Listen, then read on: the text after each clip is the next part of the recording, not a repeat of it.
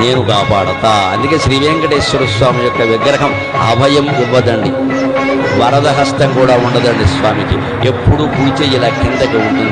ఏం మాట్లాడదామని మనం వెంకటేశ్వర స్వామి దగ్గరికి వెళ్ళినా ఆయన ఏమంటాడు, నోరు మూసుకో కిందకి చూడు, నోరు మూసుకో కిందకి చూడు, అంతే. ఇంక రెండు మాట ఏం చెప్పక, కోరక ఊరికే కొబ్బరికాయ కోరినట్టు కోరక, కోరిక ఏం చెప్పక, పాదాల్లో ఏం లేదు, నువ్వు గోవింద కూడా అన్నది, కిందకి చూడు అంటే నా పాదాలు ఆశ్రయించు, నేను చూసుకుంటా మొత్తం.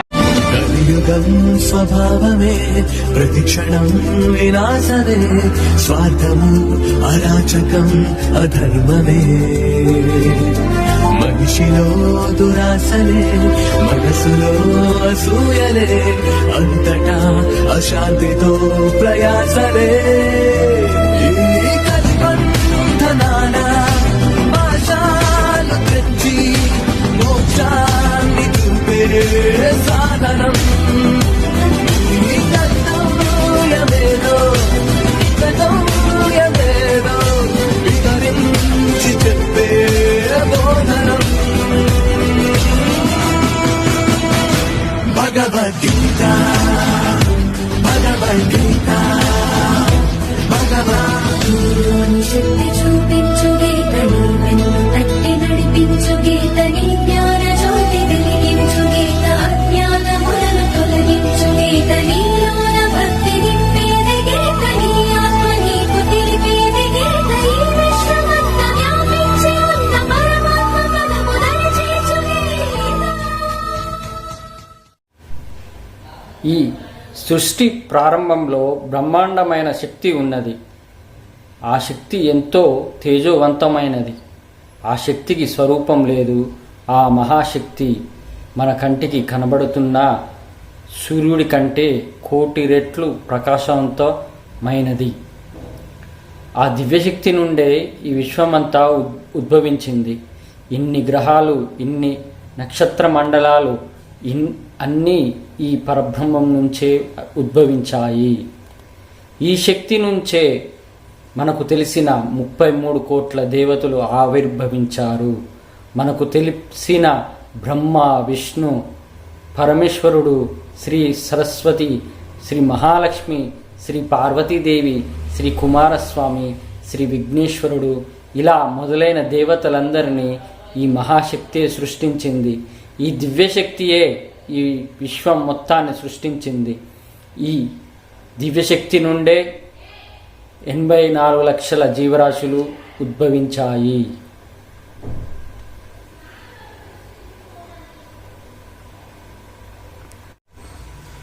ఇక నా మాట, నేను చెప్పాను కదా భవానీ మాత ఆది ఆ దివ్యశక్తి అని. పైన చెప్పినట్టు ఈ అమ్మవారు సృష్టించింది. అలాగే మనము తెలుసుకున్నాము ఈ బ్రహ్మాండం ఎలా ఉద్భవించింది. అలాగే సూర్యుడి కంటే 2,000,000 రెట్లు ప్రకాశవంతమైనది. అందుకే ఈ దివ్యశక్తి నుండే గ్రహాలు, నక్షత్ర మండలాలు మనకు ఈ విశ్వంలో ఉన్నట్టు మనకు తెలుస్తాయి. మరి 33 కోట్ల దేవతలను కూడా సృష్టించింది ఈమెనే కదా. మరి ఆ దివ్యశక్తి గురించి తెలుసుకున్నాము. మనకు ఎంతో ఆశ్చర్యం కూడా అనిపిస్తుంది. అందుకే ఆ దివ్యశక్తే అందరికీ ఒక్కొక్కరికి ఒక బాధ్యత. బ్రహ్మ, విష్ణు, మహేశ్వరులకు, అలాగే వాళ్ళ నుండి ఉద్భవించిన దేవతలు, దేవుళ్ళు అందరికీ ఒక్కొక్కరికి ఒక్కొక్క బాధ్యత ఇచ్చారు. అందుకే మనము ఈ దివ్యశక్తి నుండే కూడా 84 లక్షల జీవరాశులు సృష్టించబడ్డాయని ఈ బుక్ ద్వారా తెలుసుకున్నాము. మనము ఇంకా ఈ బుక్కులో చాలా తెలుసుకునేది ఉంది. ఇప్పుడు మీకు తెలిసింది కదా, ఇంత మనకు తెలియని ఆశ్చర్యకరమైన విషయాలు ఎన్నో ఉన్నాయని ఈ బుక్కులో తెలుసుకోవాలి. ఈ అద్భుత శక్తి నుంచే మనకు కనబడే నక్షత్ర మండలాలు, కంటికి కనబడని కోట్లాది గ్రహమండలాలు ఉద్భవించాయి. ఈ గ్రహమండలాల్లో ఎందరో దేవతలు, మహాపురుషులు ఉన్నారు. వీరందరూ ఒకరితో మరొకరు నిత్యం అనుసంధానమై ఉంటూ వీరందరూ ఈ సృష్టిని ఎప్పుడూ కాపాడుతూ ఉంటారు. ఈ విశ్వం మొత్తానికి కారణభూతమైన ఆ దివ్యశక్తిని వీరు ఎల్లప్పుడూ ఆరాధిస్తూ ఉంటారు. వారికి ఆకలి, కోపం, నిద్ర, ఆయుష్ ఉండవు. వీరందరూ ఎప్పుడూ ఒకరితో ఒకరు అనుసంధానమై అందరూ ఆ దివ్యశక్తితో అనుసంధానమై ఉంటారు. సామాన్య మానవులకు వీరి శక్తి అర్థం చేసుకోవడం చాలా కష్టతరమైనది. అయితే అప్పుడప్పుడు కొన్ని సంవత్సరాలకు వీరు భూమిపై మహాపురుషుల రూపంలో జన్మిస్తుంటారు. ఆది శంకరాచార్యులు, శ్రీమద్ రామానుజాచార్యులు, అన్నమయ్య, భక్తరామదాసు, కబీరు, తులసీదాసు, ఇటీవలి కాలంలో శ్రీ శ్రీ శ్రీ శ్రీ చంద్రశేఖర సరస్వతి మహాస్వామి వారు, శ్రీ స్వామి యోగానంద, శ్రీ రమణ మహర్షి గారు ఇలా గ్రహ మండలాల నుంచి భూమిపై ప్రత్యేక కార్యాల నిమిత్తమై వచ్చిన వారే. ఒక్కోసారి ఈ మహానుభావులు ఈ భూమిపై ఏదో ఒక పుణ్యక్షేత్రంలో ఒక 4-5 రోజులు ఉండి కొంతమందికి తమ దర్శన భాగ్యాన్ని ప్రసాదిస్తారు. అప్పుడు వారు మానవ రూపంలోనే కాక ఏదో ఒక జీవి రూపంలో మనకు దర్శనమిస్తారు. ఒక్కోసారి మనం ఏ క్షేత్రానికో ఏ పుణ్యక్షేత్రానికో వెళ్ళినప్పుడు అక్కడ మన దగ్గరకు ఏ కుక్కనో ఏ పక్షినో రావడం గమనిస్తాం. అలా వచ్చినది మన పూర్వజన్మ ప్రారబ్ధ కర్మను తొలగించడానికి వచ్చిన ఒక మహాపురుషుడే అని గమనించాలి. అక్కడతో మన కష్టాలన్నీ తీరిపోయి మనం సుఖంగా జీవిస్తాము. ఇంకో విశేషం ఏమిటంటే ఈ మహాపురుషులు మన ఎదురుగా ఉన్న సమయంలో మనతో మాట్లాడుతూ అదే సమయంలో ఒక్కోసారి ఎన్నో గ్రహమండాలలోనికి వెళ్ళి రాగలరు. మన ఎదురుగా కూర్చొని వారు తమ భౌతిక శరీరంతో మాట్లాడుతూ వారి అంతః శరీరంతో అద్భుతమైన శక్తితో వేరే గ్రహమండలాలలో సంచరిస్తూ ఏకకాలంలో అక్కడ ఇక్కడ ఉండగలడు. మనతో నవ్వుతూ మాట్లాడుతూ అనేక విషయాలు వివరిస్తూ ఆ గ్రహమండలాలకు పయనించగలరు. మనతో మాట్లాడుతున్న సమయంలోనే ఆ గ్రహమండలాలలోని దేవతలతో ముచ్చటిస్తూ ఉంటారు. ఆ మహాశక్తి ఎంత గొప్పది కాకపోతే ఇన్ని కోట్ల దేవతలను సృష్టించగలుగుతుంది. సమస్త సృష్టికారకుడైన బ్రహ్మదేవుని గురించి, సర్వవ్యాప్త తత్వం కలిగిన శ్రీమన్నారాయణుల వారి గురించి, సర్వలయకారకుడైన శ్రీ పరమేశ్వరుని గురించి, సర్వ విద్యలకు ఆదిదేవత అయిన శ్రీ సరస్వతీదేవి గురించి, సర్వ ఐశ్వర్యాలకు కారణభూతురాలైన శ్రీ మహాలక్ష్మీదేవి గురించి, సర్వశక్తులకు కారణభూతురాలైన శ్రీ జగన్మాత గురించి, సర్వ విఘ్నాలకు అధిపతి అయిన విఘ్నేశ్వరుని గురించి, సర్వ సైన్యాలకు అధిపతి అయిన శ్రీ సుబ్రహ్మణ్య స్వామి గురించి, ఇలా ఎందరో దేవతల గురించి మనం ఎంతో విశేషంగా చెప్పుకుంటాం కదా. మరి ఈ దేవతలందరికీ ఇంతింత గొప్ప శక్తులు, గుణాలు కలిగించిన ఆ మహాశక్తి ఇంకా ఎంత గొప్పదైనదై ఉండాలి అని నేను అనుకుంటున్నాను. అంతే తప్ప నేను ఇంకా సరిగ్గా నిర్ణయానికి రాలేకపోతున్నాను.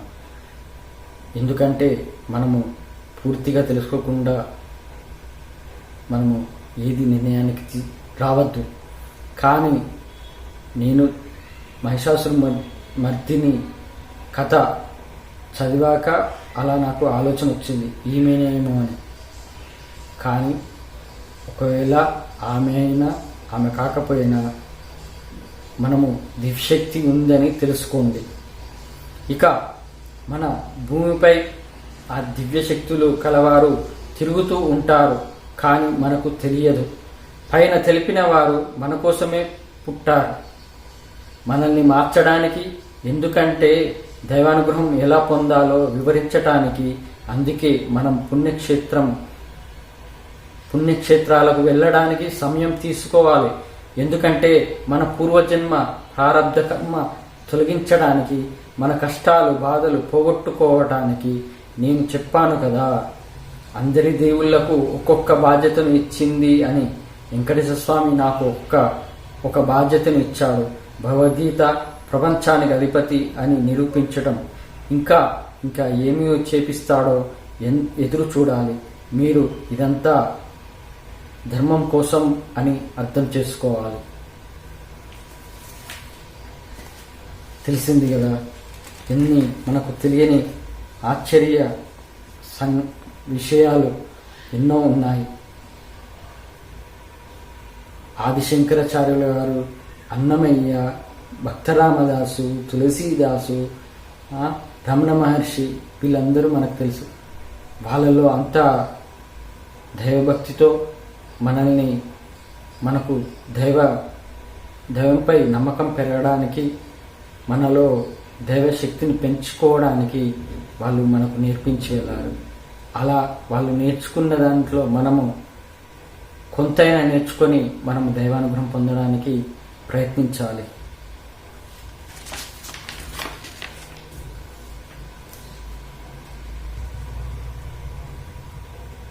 పుణ్యక్షేత్రాలకు వెళ్తాము ఎందుకు? మన పాపాలను తొలగిపోతాయని కదా. మరి ఇక్కడ బుక్కులో చెప్పినట్టు మనము చేసిన పాపాలు తొలగిపోవడానికి ప్రారబ్ధ కర్మ అనే ఉంటుంది. అంటే మన పాపాలు తొలగిపోవడానికి ఒక అవకాశం. ఆ పాపాలకు మనం శిక్షల నుంచి బయటపడడానికి అవకాశం. అది పుణ్యక్షేత్రాల్లో ఇలాంటి మహాపురుషుల పరిచయమో లేకపోతే అనుకోకుండా జరిగే సంఘటనల వల్ల మనకు ప్రారబ్ధ కర్మ తీరిపోతుందని, తొలగిపోతుందని మనము ఈ బుక్ ద్వారా తెలుసుకోవచ్చు. ఇక చివరికి ఒక్కొక్క దేవునికి ఒక్కొక్క బాధ్యతను ఇచ్చింది ఆ మహాశక్తి. మరి ఆ మహాశక్తి ఇంకెంత గొప్పది ఉండాలి, మనం తెలుసుకోవాలి. ఆ మహాశక్తిని మనము తెలుసుకోలేకపోయినా కానీ ఈ బుక్ ద్వారా మనము మారి మన మానవ జన్మ అంటే ఏందో తెలుసుకునేటట్టు చేసుకోండి. శ్రీ ఆది శంకరాచార్యుల వారు కేవలం 32 సంవత్సరాలు మాత్రమే జీవించి ఈ భారతదేశం మొత్తం సంచరించి ఎన్నో దివ్య స్తోత్రాలను మనకు అనుగ్రహించారని మనకు తెలుసు కదా. కానీ ఆ ఆచార్యుల వారికి ఇంతకు మించి సహస్ర రెట్ల శక్తి ఉన్నది. వారు మనకు అందించినటువంటి స్తోత్రాలకు, భాష్యాలకు ఇంకా ఎంతో చేసి ఉండవచ్చును. కానీ ఆ దివ్యశక్తి అంతవరకే చేయాలని నిర్ణయించుకున్నారు. కేవలం 32 సంవత్సరాలు మాత్రమే ఉండి ఆ దివ్యశక్తి తిరిగి గ్రహమండలానికి వెళ్ళిపోయింది. ఈ సృష్టి మొత్తానికి మూల కారణమైన ఆ దివ్యశక్తి గురించి వీరికే పూర్తిగా తెలియనప్పుడు అతి సామాన్యులమైన మనం తెలుసుకోలేకపోయామని బాధపడనక్కర్లేదు. అంతటి అద్భుత శక్తి ఒకటి ఉన్నదని తెలుసుకోగలిగితే అదే మహా విశేషం, మహా అదృష్టం కూడా అవుతుంది. అరుణాచలంలోని శ్రీ రమణ మహర్షి నిత్యం ఆనందంగా ఉండడానికి కారణం ఇదే. వారి శరీరానికి ఎంతో తీవ్ర అనారోగ్యం కలిగినా వారెప్పుడు వారి భౌతిక శరీరం గురించి ఆలోచించక ఎప్పుడు ఆనందంగా ఉండేవారు. వారు అప్పుడు హిమాలయాలలో ఉన్న సిద్ధులతోనూ ఈ భూమిపై అనేక రూపాలలో జన్మించిన దివ్య శక్తులతోనూ నిత్యం అనుసంధానింపబడి ఉండేవారు. వారు అంత శక్తిమంతులు కాబట్టే వారి వద్ద ఉన్నప్పుడు మానవులకు, జంతువులకు ఎంతో ఆనందం కలిగేది.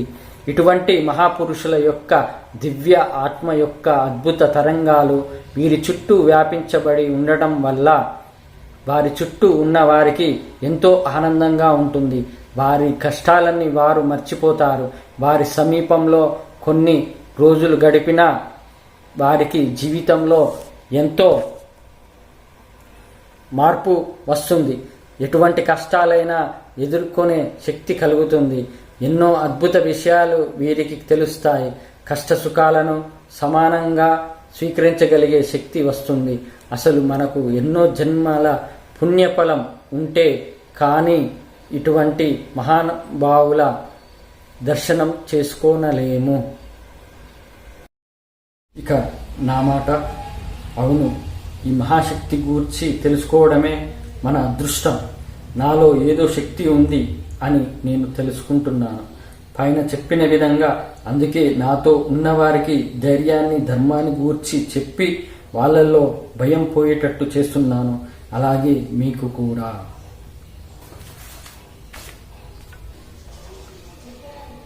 కొంతమంది 100 సంవత్సరాలు బతుకుతారు, కొంతమంది 100 సంవత్సరాల పైన కూడా బతుకుతూ ఉంటారు. కానీ మనము ఈ మానవ జన్మ ఎన్ని సంవత్సరాలు బతికామా ముఖ్యం కాదు, ఎన్ని ఎక్కువ సంవత్సరాలు బతికామా అనేది ముఖ్యం కాదు. మనము ఎంత తొందరలో దైవానుగ్రహం పొందడానికి మనం అర్హత పొందామా అని తెలుసుకోవాలి. ఆది శంకరాచార్యుల వారే 32 సంవత్సరాలు జీవించారు. మనము 100 సంవత్సరాలు జీవించాల్సిన అవసరం ఏముంది? మనకు ఈ మానవ జన్మ అంటే ఏంటో తెలుసుకొని దైవానుగ్రహం పొందేటట్టు ప్రయత్నం చేస్తే ఈ ఛానల్ ద్వారా మీకు మా వెంకటేశ్వర స్వామి యొక్క పాదాలను ఆశ్రయిస్తే ఖచ్చితంగా మనం ఈ జన్మలోనే మోక్షాన్ని పొందొచ్చు. అసలు మీ అదృష్టం.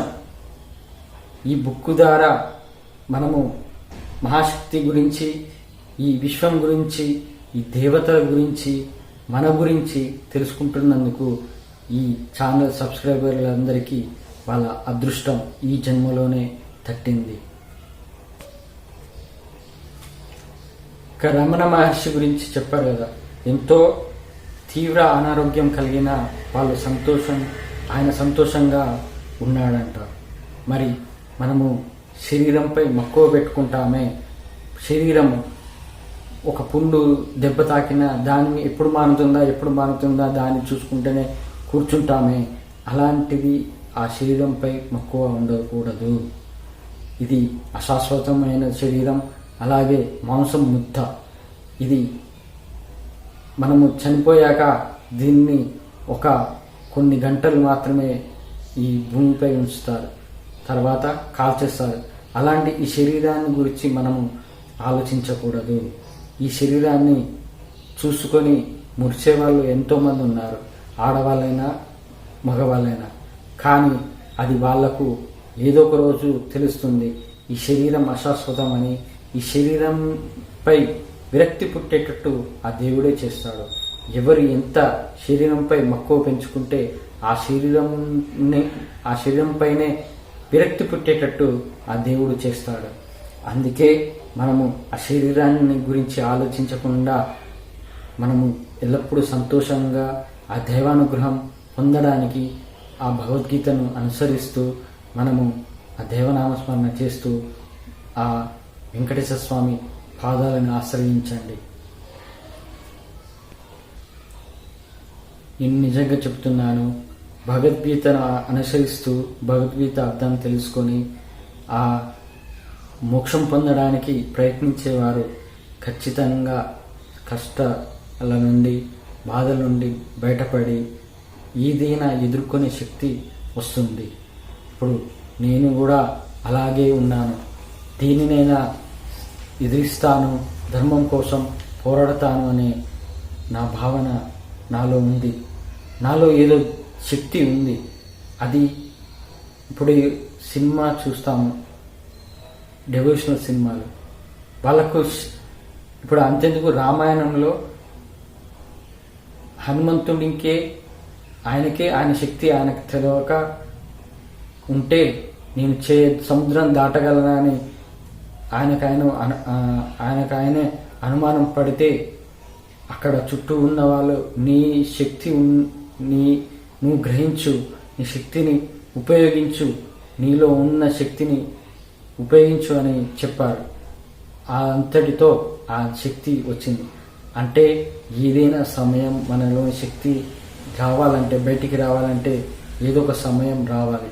ఆ సమయం వచ్చినప్పుడు ఖచ్చితంగా నీ శక్తి ఏంటో నీకు తెలుస్తుంది.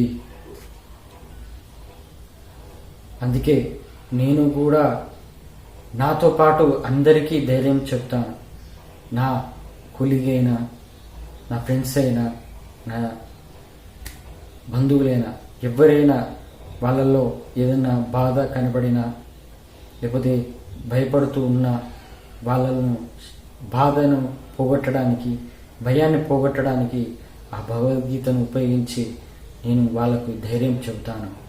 అది ఎందుకంటే నాలో ఉన్న శక్తి అందరిలో రావాలి.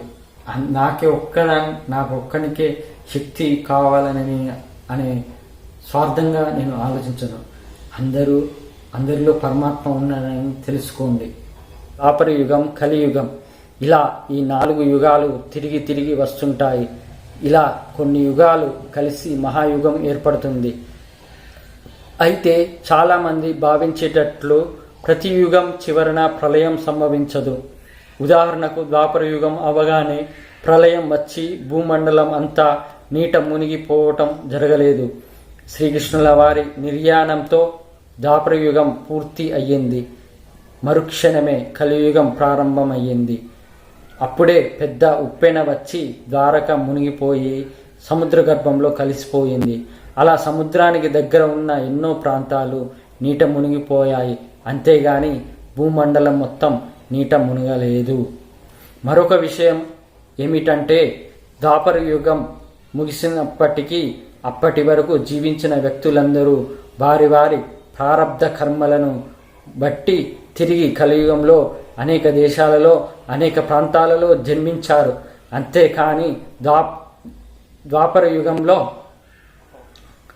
మరణించిన వారందరూ ఆ మహాశక్తితో కలిసిపోయారని అనుకోకూడదు.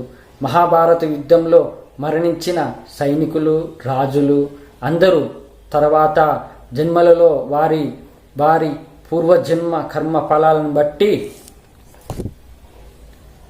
కలియుగంలో జన్మించి అనేక వేల జన్మలెత్తుతూ ఇప్పటికీ మన మధ్యనే అనేక రూపాలలో తిరుగుతున్నారు. అప్పటి చక్రవర్తులు, రాజులు, పండితులు, సామాన్యులు అందరూ అనేక వేల జన్మలెత్తుతూ తిరిగి అనేక పుణ్య పాపకర్మలు చేస్తూ తిరిగి తిరిగి ఈ జనన మరణ చక్రంలో నుంచి బయటకు రాలేకపోతున్నారు.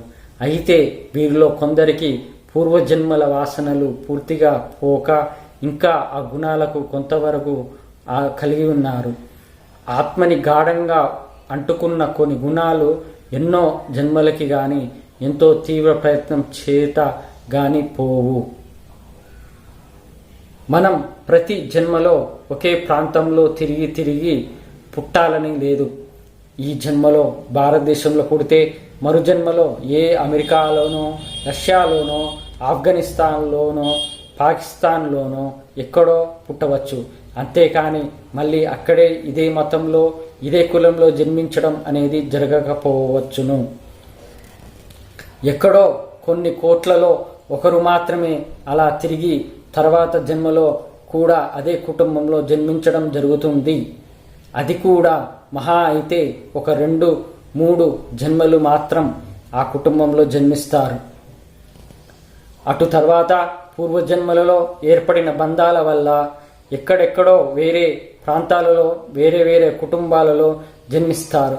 అలాగే ప్రతిసారి మళ్ళీ మానవ జన్మయే లభిస్తుందని కూడా లేదు. మనం చేసే పుణ్య పాప కార్యాల ఫలితంగా ఒక్కొక్కసారి తర్వాత జన్మలలో ఏవో జంతువులుగానో ఏదో పక్షులుగానో కూడా జన్మించవచ్చు. ఇక్కడ మనందరికీ ఒక అనుమానం రావచ్చు, జంతువులు, పక్షులు ఎప్పటికీ అదే జన్మలలో ఉంటాయా అని. అలా ఎన్నటికీ కాదు. ఒక్కోసారి ఈ జంతువులు కూడా ఎంతో సాధు స్వభావం కలిగి అనేక జన్మలు జీవించి ప్రతి జన్మలోనూ అంతే సాధు స్వభావంతో ఉండి అది కూడా కొన్ని పుణ్యస్థలాలలో జన్మించి తర్వాత మానవ జన్మను పొందుతాయి. నా మాట మహాయుగం అంటే తెలుసుకున్నాం కదా, 4 యుగాలు కలిస్తే ఒక మహాయుగం. ఎన్ని రహస్యాలు తెలుసుకుంటున్నామో కదా మనం. మనకు తెలియని విషయాలు ఎన్నో తెలుస్తున్నాయి. అవును, కృతయుగంలో పుట్టినవారు వారి వారి ప్రారబ్ధ కర్మలను బట్టి త్రేతాయుగంలో, ద్వాపర యుగంలో, కలియుగంలో పాపకర్మలను బట్టి జన్మిస్తారు. మహాశక్తిలో కలిసిపోయేవారు మాత్రం మంచి కార్యాలు అంటే నిజమైన దైవభక్తితో దైవానుగ్రహం పొందిన వారి దివ్యశక్తిలో కలుస్తారు. ఇది నా ఆలోచన. పాపం ఎంత వేటాడుతుందో అర్థమవుతుంది కదా. ఎన్నో జన్మలు పుట్టాల్సి వస్తుంది. పూర్వజన్మ వాసనలు అంటే దీనిపై ఆసక్తి మక్కువ పెంచుకుంటామో దానివల్ల మళ్ళీ పుట్టాల్సి వస్తుంది. అవును, నాకు పూర్వజన్మ వాసనలు నన్ను ఇంకా వెంటాడుతూనే ఉన్నాయి. దాని నుండి బయటపడడానికి నేను ఎంతో ప్రయత్నిస్తున్నాను. వెంకటేశ్వర స్వామి నామస్మరణ వల్ల నేను బయటపడుతున్నాను. చూశారు కదా, కులం మతం గూర్చి అర్థమవుతుందా? అందరూ అనుకుంటారు మనకు ఒకటే జన్మ, మళ్ళీ జన్మలు ఉండవు అని. చనిపోయాక దేవునిలో ఐక్యమవుతాము అని భావిస్తుంటారు. పైన తెలిపిన దాన్ని బట్టి మనం అర్థం చేసుకోవాలి. ఏ కులంలోనైనా ఏ మతంలోనైనా ఇంతకు ముందు పుట్టి ఉండవచ్చు, వచ్చే జన్మలో పుట్టవచ్చు.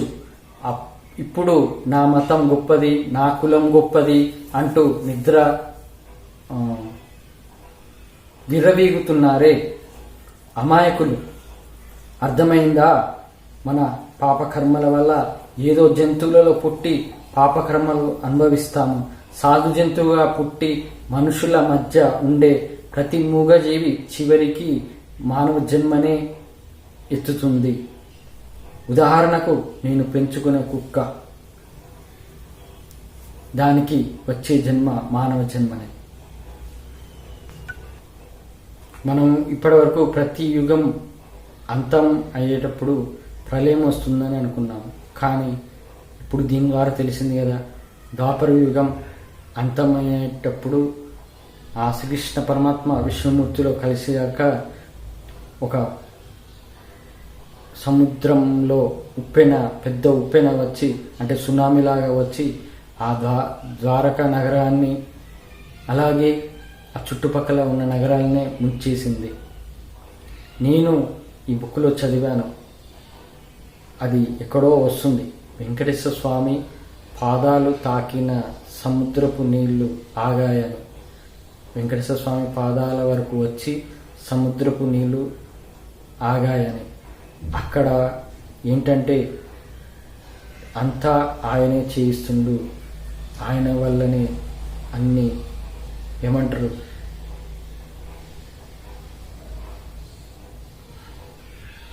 వర్డ్ రావట్లేదని, గుర్తు రావట్లేదు. ఏంటంటే ప్రక్షాళన అంటారే, భూమిని మొత్తం ప్రక్షాళన చేయడం, అది సముద్రంతో నీళ్లతో ప్రక్షాళన చేస్తాడు ఆ వెంకటేశ్వర స్వామి. అది మున్ముందు ఈ బుక్ ద్వారా తెలుసుకోవచ్చు. ఎక్కడ అనేది నేను కూడా ఇంకా చెప్పలేను. నేను చెప్తాను వినండి. ప్రారబ్ధ కర్మలు అంటే మనం ఈ జన్మలో పాపాలు ఎక్కువ చేస్తే మళ్ళా వచ్చే జన్మ అది మూగజీవులైనా పుట్టచ్చు. ఇప్పుడు మనతో పాటు తిరిగే కుక్కలు, పందులు, గాడిదలు, ఇంకా ఆవులు, దున్నపోతులు, బర్రెలు, ఇవన్నీ ఎన్నో ఉన్నాయి జంతువులు మనతో పాటు జీవించేటి, సముద్రంలో జీవించేటి. ఇవన్నీ కొన్ని 83 కోట్ల రకాల జీవరాశులు ఉన్నాయి ఈ భూమిపైన. మరి అలా పాపకర్మలు చేస్తే వాటిలో అంటే వాటి జన్మ ఎత్తి ఆ పాపాలు హరించుకున్నాక మానవ జన్మ చివరికి ఇస్తాడు. ఆ చివరి మానవ జన్మను మనము ఈ మానవ జన్మ రహస్యం తెలుసుకోకుండా మనము ఎంతో టైం వేస్ట్ చేస్తున్నాము. కానీ ఇప్పుడైనా తెలిసింది కదా మన మానవ జన్మ ఎంత ముఖ్యమో. మనము ఈ జన్మలోనే ఈ ప్రారబ్ధ కర్మల నుంచి బయటపడాలి, జన్మ మరణ చక్రం నుంచి బయటపడాలని తెలిసింది కదా. అలాగే మహాభారతంలో ఎంతోమంది రాజులు, సైనికులు, మంత్రులు, ఎంతోమంది ప్రజలు కూడా చనిపోయారు. మళ్ళీ వాళ్ళ ప్రారంధ కర్మలను బట్టి వాళ్ళు కలియుగంలో మళ్ళీ జన్మించారు. అది మన చుట్టూ మన మధ్యనే తిరుగుతుంటారు. అది వాళ్లకు పూర్వజన్మ గుర్తుండదు, మనకు తెలియదు. కానీ వాళ్ళ ప్రారంధ కర్మ అనుభవించేదాకా వాళ్ళు ఈ జన్మమరణ చక్రంలో తిరుగుతూనే ఉంటారు. అందుకే మనము పుణ్యం చేయాలి. పుణ్యము దానం ద్వారా చేయాలి. ఆ దానం ద్వారానే పుణ్యము సంపాదిస్తాము. ఆ దైవనామస్మరణ చేస్తూ మనము ఈ జన్మను మోక్ష మార్గానికి తీసుకెళ్ళాలి. ఇక పూర్వజన్మ వాసనలను ఉంటాయి. అంటే మనము చనిపోయేటప్పుడు ఏ ఇంద్రియాలను నిగ్రహించుకోకుండా మనము ఉంటాము. అంటే కోపము, కామము, ఆవేశము, అహంకారము, ఇవన్నీ ఇంద్రియాలు. అలాగే గుణాలు, అలవాట్లు, మద్యపానం, సిగరెట్ తాగడం, ఇలాంటివి. ఇక డబ్బుపై మమకారం, ఆస్తులపై మమకారం, బంధాలపై మమకారం, ఇవన్నీ ఉండడం వల్ల మనము చివరికి దైవనామస్మరణ చెయ్యం. ఎందుకంటే మనము ఆ ఇంద్రియాల్లో పడిపోయి ఉన్నాము. ఆ మమకారం, ఈ మమకార ఆసక్తి దేని మీద ఉంది? డబ్బుపై, బంధాలపైన, ఇంకా వేరే వేరే వాటిపైన.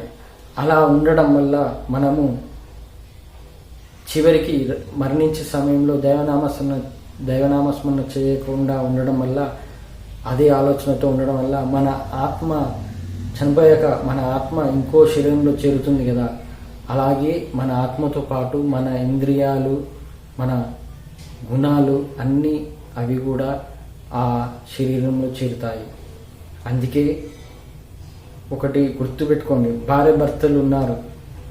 ఒక భార్య భర్తను హింసించడమో, లేకపోతే భర్త భార్యను హింసించడమో, ఇదంతా పూర్వ జన్మ ప్రారంధ కర్మలు అంటారు.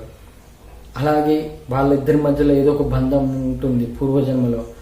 అతను ఈ హింసించడమో, ఒకరిని అంటే తన భార్యను పూర్వజన్మలో హింసించడమో, అదే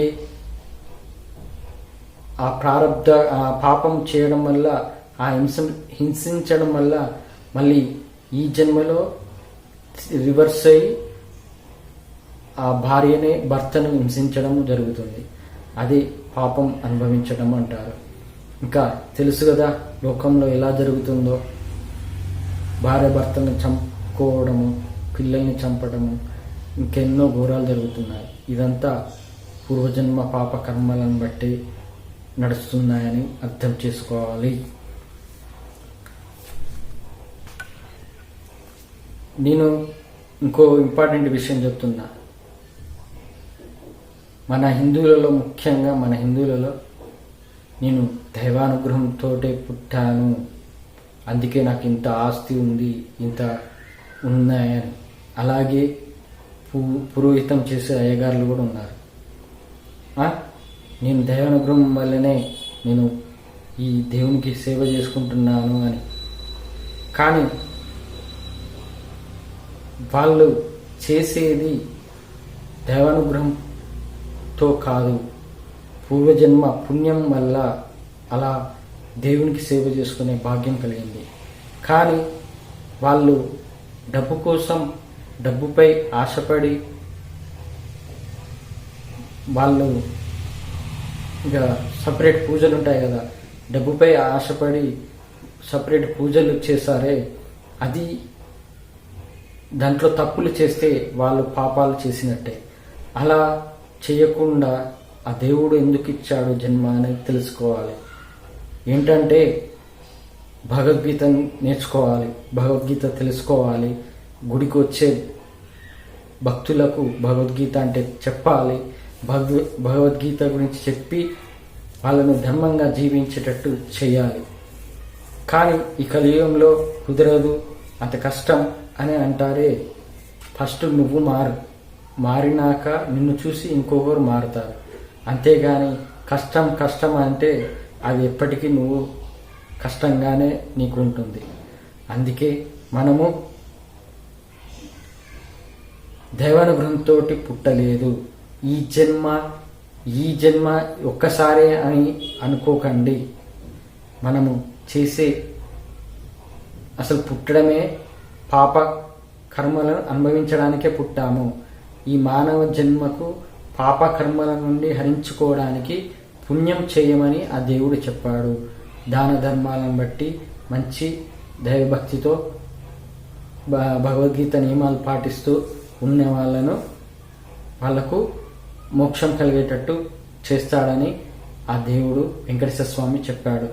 మరి అలా ఈ జన్మే ఇక మళ్ళీ పుట్టడము అనే భావన ఉన్న వాళ్ళైతే అది ఎంతో చాలా అది వాళ్ళ అజ్ఞానులని తెలుసుకోవాలి.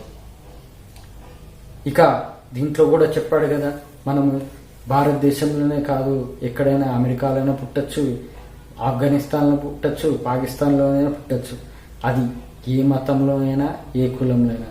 అంటే దీన్ని బట్టి అర్థమై ఏమిటి, ఆ వెంకటేశ్వర స్వామి ఎన్నో కులాలు సృష్టించాడు. ఒక్కటి చెప్తానండి, సీరియస్గా చెప్తున్నాను. ధనవంతులు విర్రవీగుతుంటారు, నాకు డబ్బు ఇంత ఉంది, ఇంత ఆస్తులు ఉన్నాయి, ఇన్ని వేల కోట్లు ఉన్నాయని. సమ్ బిలియనీర్ అనుకోండి అని అనుకుంటాడే అహంకారంతో. మామూలుగా కొన్ని కోట్లు ఉన్నా కూడా అహంకారంతో విర్రవీగే వాళ్ళు ఉన్నారు. కానీ నేను ఒక్కటే లాజిక్ అడుగుతున్నాను, వెంకటేశ్వర స్వామి ఈ ప్రపంచాన్ని బాధ్యతగా తీసుకొని మనల్ని పుట్టించాడే, అంటే మనుషులను పుట్టించాడు. మనిషి జీవించడానికి డబ్బు అవసరము. అలాగే అంటే డబ్బు ఎందుకు, కష్టపడితేనే డబ్బు రావాలి. ఆ డబ్బు ఎందుకు సంపాదించాలి, నువ్వు 3 పూటలు అన్నం తినడానికి, నీ భార్య పిల్లలను 3 పూటల కడుపు నింపడానికి. అలా చేసి నాక నువ్వు ఆ ధర్మంగా జీవించకుండా డబ్బు కోసం ఆశపడి రెట్టింపు కావాలనే ఆశతో ఉన్నప్పుడు ఖచ్చితంగా పుట్టించేది నిన్ను. ఆ డబ్బులు ఇచ్చిందే ఆయన, అన్ని ఐశ్వర్యం అన్నీ ఇచ్చిన ఆయన నువ్వు ఎందుకు ఐశ్వర్యం ఇచ్చాడు నీకు, నువ్వు మంచి పనులు చెయ్యి, పేదవాళ్లకు ఆదుకో, పేదవాళ్ళ గుండెల్లో నువ్వు కొలువై ఉండాలి, అంటే నిన్ను దేవునిగా భావించి చూడాలి అని. అందుకే అంత డబ్బు ఇచ్చాడు. మరి నువ్వేం చేస్తున్నావు, డబ్బులు రెట్టింపు చేసుకోవడానికి అహంకార భావంతో మనుషుల్ని తక్కువ అంచనేసి చూస్తున్నావే. ఇది ఇంత నువ్వు చేస్తున్నవన్నీ ఆ దేవునికి తెలుసు, ఖచ్చితంగా తెలుసు. కానీ నువ్వు మారకుండా అలాగే ఉన్నావు అనుకో, నీకు ఇచ్చిన కోట్లు కాదు బిలియన్ డబ్బులైనా కానీ ఒక్క నిమిషం పట్టదు వెంకటేశ్వర స్వామికి ఆయన గుంజుకోవడానికి. ఆయన గుంజుకుంటాడు ఖచ్చితంగా. ఎందుకంటే నాకు నేర్పించాడు. కరోనా సిచ్యువేషన్లో నాకు ఇల్లు షాపు ఉందని నేను కూడా అహంకార భావంతో ఉండొచ్చేమో. అందుకే అలాగే నాలో మార్పు తేవడానికైనా ఆ కరోనా సిచ్యువేషన్ ద్వారా నన్ను ఆయన వైపు రప్పియడానికైనా తట్టుకోలేని పరిస్థితులు తీసుకొచ్చి ఆయన వైపు తెప్పించుకోవడానికైనా ఆయన పరీక్ష పెడతాడు. అది చేసిండు. ఎప్పుడైతే తట్టుకోలేని బాధలో ఏడ్చానో ఆయన నన్ను ఓదార్చాడు, ఆయన వైపు తెచ్చుకున్నాడు. ఆయన కోసం నేనేమి చేయాలనే కృతజ్ఞత భావంతో నన్ను మార్చాడు. మరి అలా ఆ వెంకటేశ్వర స్వామి ఎందుకు నీకు ఇచ్చిన దాన్ని మళ్ళీ గుంజుకోడు? ఆ వెంకటేశ్వర స్వామికి ఉన్న బాధ్యతే అది. ఈశ్వరుడు నువ్వు ఎంత చెడ్డవాడైనా సంబంధం లేదు, అతనికి వరాలు ఇస్తాడు. కానీ వెంకటేశ్వర స్వామి ఇస్తాడు, మళ్ళీ గుంజుకుంటాడు. అతన్ని నిజమైన దైవభక్తుడిగా మారుస్తాడు. అతన్ని నిజమైన దైవభక్తుడిగా మార్చి అతని వైపు, అంటే వెంకటేశ్వర స్వామి వైపు, ఆయన వైపు తెచ్చుకుంటాడు. అది ఆ వెంకటేశ్వర స్వామికి ఉన్న బాధ్యత ఈ కలియుగంలో. మరి అందుకే బిర్రబీగద్దు, డబ్బు ఉందని బిర్రబీగద్దు. దీన్ని బట్టి కూడా తెలుసుకోవాలి, ఎక్కడో ఏ దేశంలోనైనా పుట్టచ్చు, ఏ కులంలోనైనా ఏ మతంలోనైనా పుట్టచ్చు. అలాంటిది నా కులము నా మతం అని గొప్పగా చెప్పుకునే హిందువులైనా కానీ, క్రిస్టియన్లైనా కానీ, ముస్లింలైనా కానీ, ఇది వీడియో చూసిన వాళ్ళకి ఖచ్చితంగా బుద్ధి రావాలి. ఎవరైతే మత ద్వేషం పెంచుకుంటూ ఉంటున్నారో వాళ్ళకి ఖచ్చితంగా బుద్ధి రావాలి. బుక్లో ఉంది, మనిషి జన్మనే కాదు మూగజీవిగైనా పుట్టచ్చు అని, మనం చేసే పాపకర్మలను బట్టి. నేను భగవద్గీత ప్రకారం చెబుతున్నాను, సత్వగుణం ఉన్నవాడు దైవగుణంతో పుడతాడు, రజోగుణంతో ఉన్నవాడు మళ్ళీ ఆ డబ్బు కోసము ఎలా చనిపోతాడో, డబ్బుపై మమకారంతో చచ్చిపోతాడో, ఆ డబ్బు కోసమే మళ్ళా పుడతాడు. కానీ చెడు అలవాట్లైన మద్యపానము, సిగరెట్టు, పాన్లు, గుట్కాలు, ఇంకా కామంతో చేసే పని ఏదైనా, తన శరీరాన్ని పాడు చేసుకునే విధంగా ఏ పనైనా, జంక్ ఫుడ్ ఇలాంటివి చేసి తన శరీరాన్ని పాడు చేసుకుంటాడో వాళ్ళే తమో గుణం వాళ్ళు. ఆ తమో గుణం ఉన్న వాళ్ళు ఖచ్చితంగా మూగజీవులలో పాపకర్మలు అనుభవించడానికి పుడతారు. ఇది భగవద్గీత ప్రకారం శ్రీకృష్ణ పరమాత్మ చెప్పాడు. మరి సత్వగుణం ముఖ్యమా అనేది మీరే ఆలోచించాలి. సత్వగుణం ఉంటేనే మనము దైవానుగ్రహం పొందడానికి తొందరగా మనకు ఛాన్స్ వస్తుంది. ఇక అలాగే మూగజీవి, ఇప్పుడు కొంతమంది మూగజీవులని చులకనగా చూసి కొడతారు, హింసిస్తారు. చదువుకున్న వాళ్ళు కూడా కొడతారు, హింసిస్తారు. కానీ వాళ్ళకి తెలియదు, నేను కూడా ఇంతకుముందు మూగజీవిగా పుట్టాను, ఇంతకుముందు నేను మూగజీవిగా పుట్టి అనుభవించి నేను మళ్ళీ మానవ జన్మ ఎత్తానని వాళ్ళకి తెలియదు. కానీ ఇప్పుడు తెలుసుకుంటారే ఈ వీడియో ద్వారా, అప్పుడు అర్థమవుతుంది, అరే మూగజీవిని కూడా నేను ప్రేమించాలి, వాటిని కూడా ప్రేమగా చూడాలని. అది అర్థం చేసుకోవాలి. ఇప్పుడు నా ఇంట్లో పెరిగే కుక్క, దాని పేరు పప్పి.